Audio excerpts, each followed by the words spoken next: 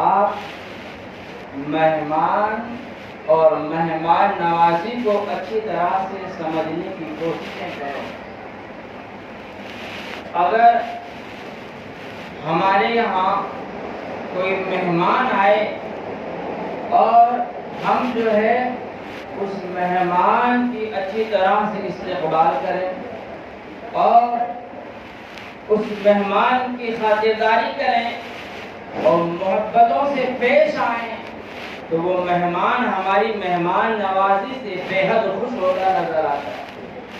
اور پھر وہ ہمیں دعاؤں سے مالا مال کرتا نظر آتا ہے۔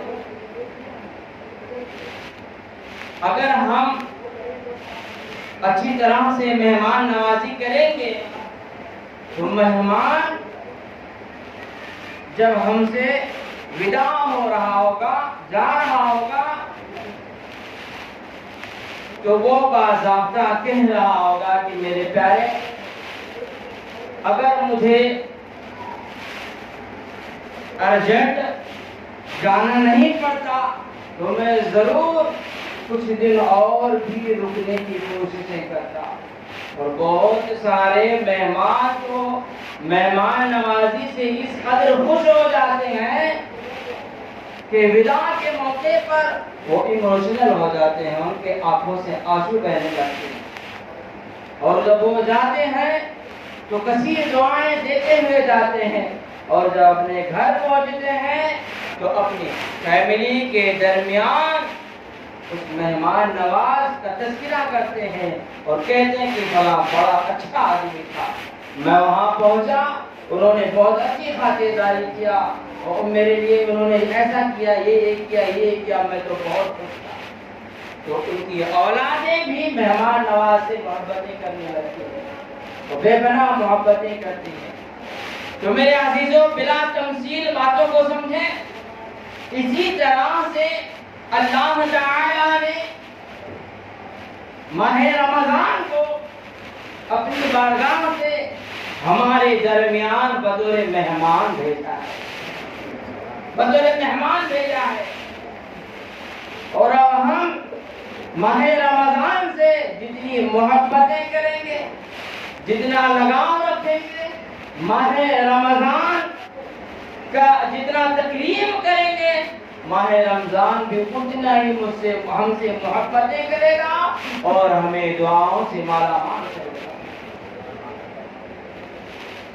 اور جب ماہ رمضان ہم سے جدا ہوگا تو یقین جانے پیارے، وہ ایسے نہیں جائے گا بلکہ دعائیں دیتا ہوا جائے گا۔ اور جب یہ ماہ رمضان اپنے رب کے حضور پہنچے گا تو میرا رب کہے گا، اے رمضان ذرا بتا تو صحیح کہ ہم نے تجھے اپنے بندوں کے درمیان بھیجا تھا، بتا تو نے میرے بندوں کو کیسا پایا۔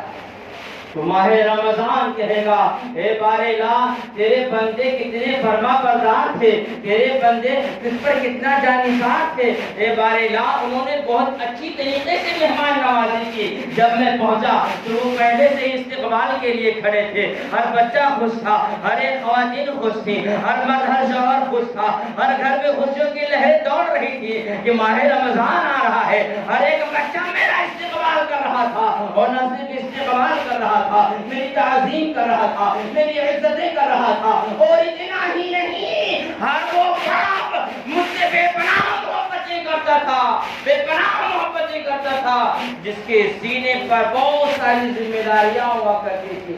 ہر ایک بندہ مجھ سے بے پناہ محبتیں کیا کرتا تھا۔ اے بار الہ، تیرے بندے تیرے فرما بردار تھے کہ ان کے سینے، ان کے کاندھوں پر فیملی کی ذمہ داریاں تھی، بچے جو ہیں بڑے ہو رہے ہیں، ان کے کپڑے لتے لینے کی ذمہ داریاں تھی۔ آدمی جو ہے سارا دن محنتیں کرتا تھا، مشقتیں کرتا تھا، تپتی بھی دھوپ میں جو ہے وہ مزدوریاں کیا کرتا تھا، لیکن اے بار الہ، تیرے بندے تیرے فرما بردار تھے کہ جہاں اپنے بچوں کے لیے روزی روٹی کے لیے محنتیں کر رہے تھے، وہیں وہ جو ہے میری بھی عزت و تعظیم کر رہے تھے، اور مجھے بھی رکھ رہے تھے، یعنی روزہ بھی رکھ رہے تھے، میرے عزیزو ماہ رمضان کہتا نظر آئے گا اے باری اللہ تیرے بندے بڑے فرما بردار تھے، انہوں نے جو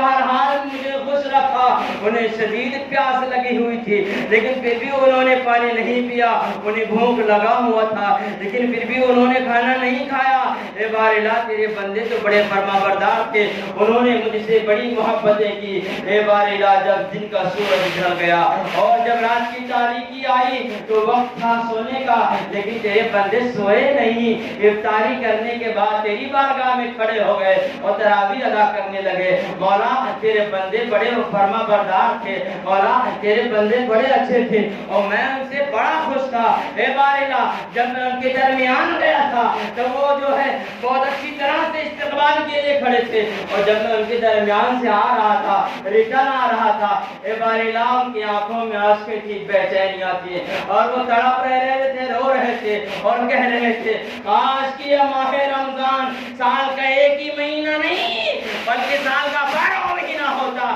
تو کیا ہی اچھا ہوتا۔ میرے عزیزو اس طرح سے ماہ رمضان اللہ تعالیٰ کی بارگاہ میں کہہ رہا ہوگا اور پکار رہا ہوگا مولا تیرے بندے بڑے اچھے تھے، تو میرا رب کہے گا اے ماہ رمضان تم نے جو ہے جس طرح سے جس حال میں میرے بندوں کو پایا اور جتنا ہی تم نے میرے بندوں سے محبتیں کی ہیں اتنا ہی میں بھی محبتیں کرتا ہوں، اور جس طرح سے جتنی تم دعائیں کرتے ہو اس سے کئی زیادہ تعداد میں اپنے بندوں کو بخشش کا پروانہ عطا کرتا ہوں۔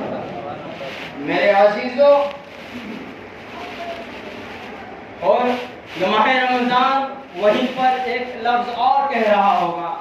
کہ بارے اللہ کچھ بندے ایسے بھی تھے کہ جب میں ان کے درمیان ان کے دروازے پر پہنچا تو وہ مجھے تانے مار رہے تھے کہ آ گیا بھوک و پیاس غائب کرنے کے لیے، آ گیا جو ہے بھوکا پیاسا تڑپانے کے لیے۔ لوگ اس طرح سے مجھے تانے مار رہے تھے اور چھوٹی چھوٹی باتیں بنا کر وہ مجھے چھوڑ دیا کرتے تھے، نہ ہی قرآن پڑھتے تھے، نہ ہی تلاوتیں کیا کرتے تھے، نہ ہی کوئی اور کار خیر کیا کرتے تھے، بلکہ نمازوں کے وقت وہ ٹیویاں چالو کر رکھے ہوا کرتے تھے، بازاروں میں باضابطہ گالیاں بک رہے ہوتے تھے۔ بارے کچھ بندے ایسے بھی تھے جو ذرا سی بھی میری عزت نہیں کرتے تھے، لوگوں کے سامنے کھلے سان کی طرح کھاتے نظر آتے تھے، پان کھا کر ایسے بیٹھتے تھے روزوں پر جیسے کہ 18 سال کی کوئی کنواری لڑکی لپسٹک لگا کر بیٹھی ہو، اس طرح سے وہ جو ہے میری حرمتی کیا کرتے تھے۔ اے بارے جوان تو جوان پٹھے بھی اس قدر جو ہے وہاں پر میری بے عزتی کیا کرتے تھے، اس قدر بے عزتی کیا کرتے تھے کہ میں شرم سے چور چور ہو جایا کرتا تھا۔ اے بارے جس عمر میں لوگ مسجدوں کا دروازہ نہیں چھوڑتے تھے اس عمر کے لوگ بھی مجھے ذلیل کر رہے تھے۔ اللہ اکبر کبیرہ، جب اس طرح سے ماہ رمضان رب کی تیار میں شکایتیں کرے گا، اللہ کے رسول فرماتے ہیں، رسول اعظم کے فرمان کا مفہوم ہے کہ جس کے خلاف ماہ رمضان شکایتیں کرے گا اللہ تعالیٰ اس کو کبھی بھی بخشش کا پروانہ نہیں عطا کرے گا۔ جس کے خلاف ماہ رمضان نے شکایتیں کر دی اللہ تعالیٰ